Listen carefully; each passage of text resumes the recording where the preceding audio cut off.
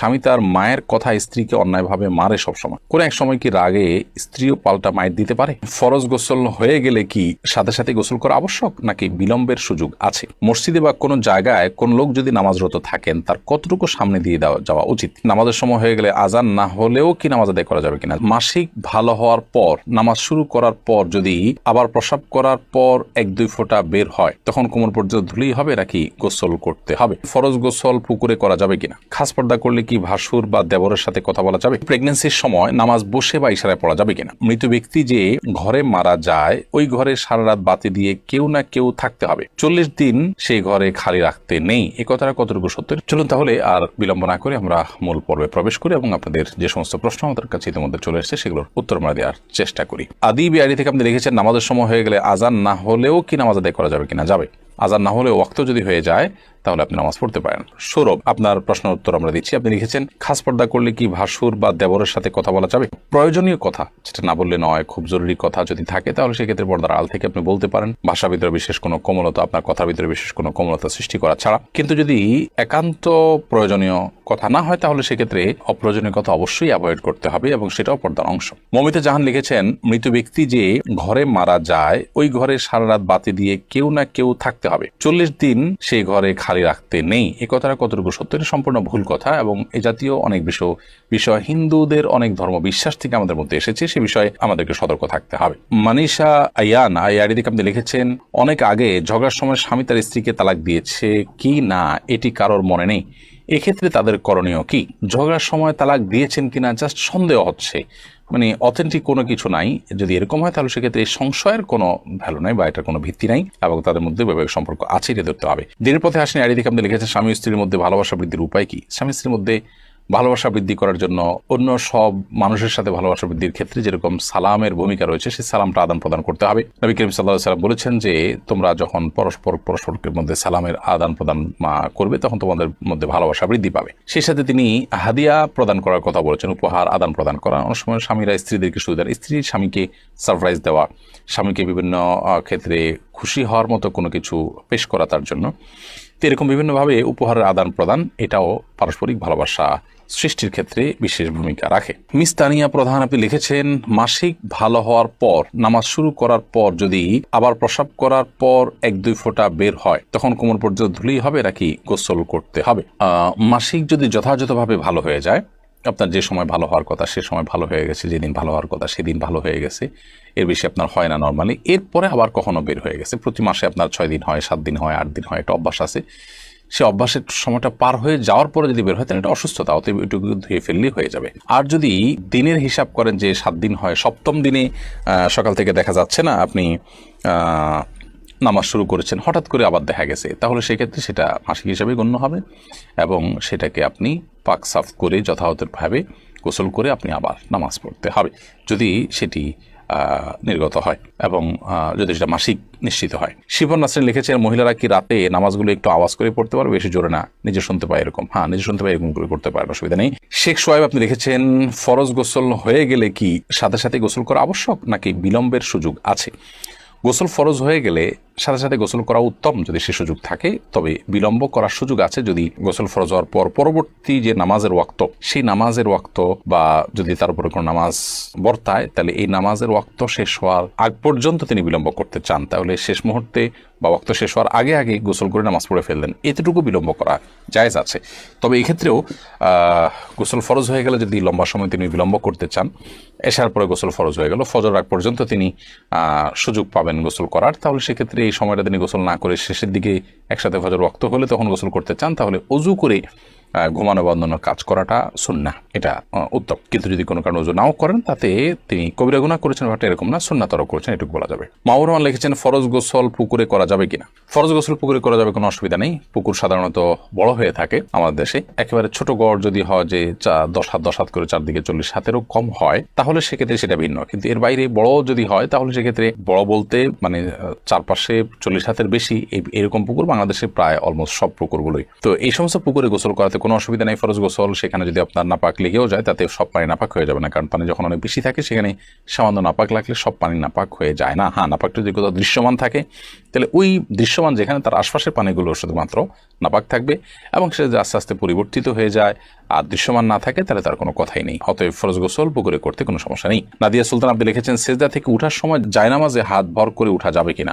সেজদা থেকে উঠার সময় আপনার মাটিতে বা জায়নামাজে ভর করে না উঠে যতটুকু সম্ভব আপনার সরাসরি উঠা উচিত। যদিও নবী করিম সাল্লাল্লাহু আলাইহি সাল্লাম মাটিতে ভর করে ওঠার কথা বর্ণিত আছে, কিন্তু সেটার ব্যাপারে অনেক মুহাদ্দিসদেরই ব্যাখ্যা হলো যে নবী সাল্লাল্লাহু আলাইহি সাল্লামের শারীরিক অসুস্থতার কারণে এটা কখনো কখনো তিনি করেছেন। অতএব কারোর শরীরে অসুস্থতা বোধ করলে তিনি এটা করতে পারেন, কোনো অসুবিধা নেই।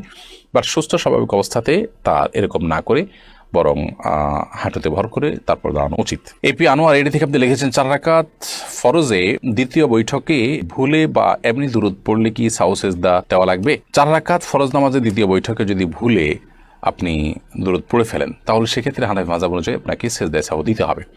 কারণ দ্বিতীয় বৈঠকে আত্মাহিত পড়ার পর বিভিন্ন হাদিস থেকে আমরা জানতে পারি যে দ্রুততার সাথে দাঁড়িয়ে যেতে বলা হয়েছে এবং বিলম্ব করতে নিষেধ করা হয়েছে।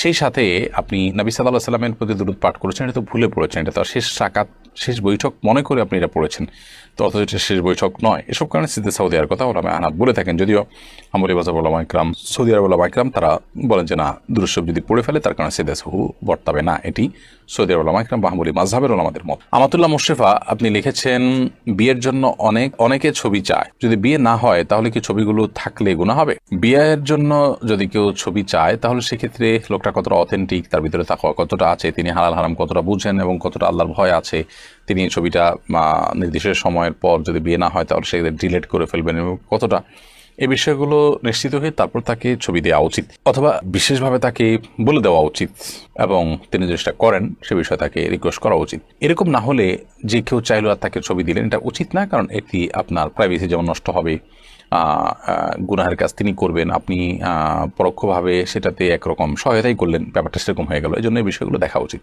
আপনি আপনার চেষ্টা অনুযায়ী, সাধ্য অনুযায়ী চেষ্টা করেছেন, তারপরও যদি তিনি এটি করেন না, ডিলিট করেন, নিজের কাছে রেখে দেন, তাহলে সেক্ষেত্রে ইনশাআল্লাহ দায় আপনার আসবে না, তার উপরে থাকবে। এরপরে সাজ্জাদ আপনি লিখেছেন, মসজিদে বা কোনো জায়গায় কোন লোক যদি নামাজরত থাকেন তার কতটুকু সামনে দিয়ে যাওয়া উচিত? মসজিদ বা কোনো জায়গায় যদি কোনো লোক নামাজরত থাকেন, নামাজ অবস্থায় থাকেন, তাহলে সেক্ষেত্রে তার 2 কাতার 3 কাতার সামনে দিয়ে, 3 কাতার পর থেকে তো যেতেই পারবেন।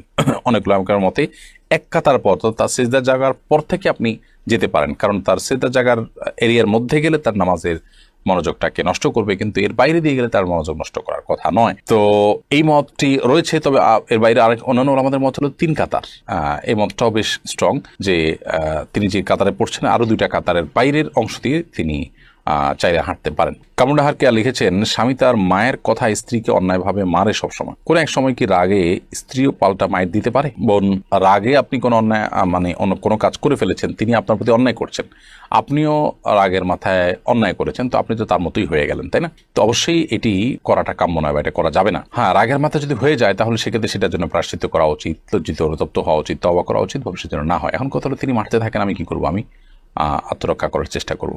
যদি এমন হয় যে তার মারে আবার আঘাতপ্রাপ্ত হই, আমি কষ্ট নিপতিত হই এবং আমি অ্যাক্সিডেন্টে পড়ার বা দুর্ঘটনার আশঙ্কা করি, তাহলে সেক্ষেত্রে অবশ্যই আমি ডেফিনেটলি সেটিকে প্রতিহত করার চেষ্টা করব বা আত্মরক্ষা করার চেষ্টা করব, কিন্তু পাল্টা তাকে মার দেওয়ার চেষ্টা করব না। হ্যাঁ, যদি এমন হয়, আল্লাহ না করুন এত মানুষ হয় যে আপনার জীবনকে সংকটের মধ্যে ফেলে দেয়, তাহলে তো সেক্ষেত্রে আপনি আত্মরক্ষার জন্য যতটুকু প্রয়োজন ততটুকু আপনি অবশ্যই করতে পারেন। কিন্তু আপনাকে এমনিতে শারীরিকভাবে আঘাত করেছে, যেটা কারণে আসলে বাঁচা মরার কোনো ব্যাপার না, আপনি জেদের বশবর্তী হয়ে রাগে কষ্টে ক্ষোভে আপনিও পাল্টা আঘাত করেছেন, তো অন্যায়ের বিপরীতে আপনিও একটি অন্যায় করলেন। তিনি যে অন্যায় করেছেন তার চেয়ে ছোট অন্যায় করেননি, বরং আপনিও এক ধরনের বড় অন্যায় করেছেন, তো এটা উচিত না। আর যে ভদ্রলোক তার মায়ের কথা স্ত্রীর গায়ে হাত তোলেন, তিনি অবশ্যই ছোট লোকই করছেন এবং তিনি গুনাহগার হচ্ছেন।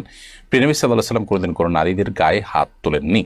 তার একাধিক স্ত্রী ছিলেন এবং বিভিন্ন বিষয়ে মনোমালিন্য হয়েছে, কিন্তু কখনো তাদের গায়ে হাত তোলেননি এবং তিনি এই ব্যাপারে নিরুৎসাহিতও করতেন। অতএব একজন ইমানদার হিসাবে মায়ের কথা, বিশেষ করে স্ত্রীর প্রতি অন্যায় করা, অবিচার করা, এটা গুনাহের কথা। আল্লাহ সুবহানাহু ওয়া তাআলা বলেছেন, ওয়াশিরুহুন্না বিল মারুফ, তোমরা তোমাদের স্ত্রীদের সাথে সুন্দরভাবে দিনাতিপাত করবে এবং জীবন যাপন করবে। বিধায় জুলুম কোনো অবস্থাতে গ্রহণযোগ্য নয়।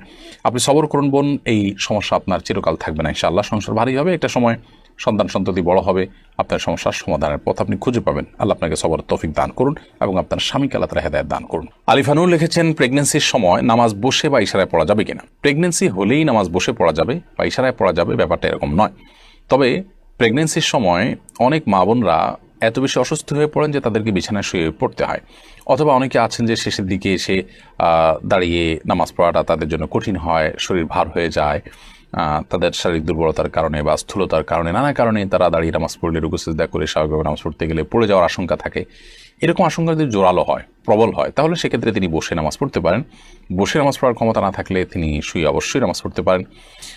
কিন্তু এটা হলো যদি সেরকম পরিস্থিতি তৈরি হয়, কারোর প্রেগনেন্সি হলেই সামান্য ঠুনকো অজুহাতেই তিনি বসে নামাজ পড়া শুরু করবেন, ব্যাপারটা সেরকম নয়।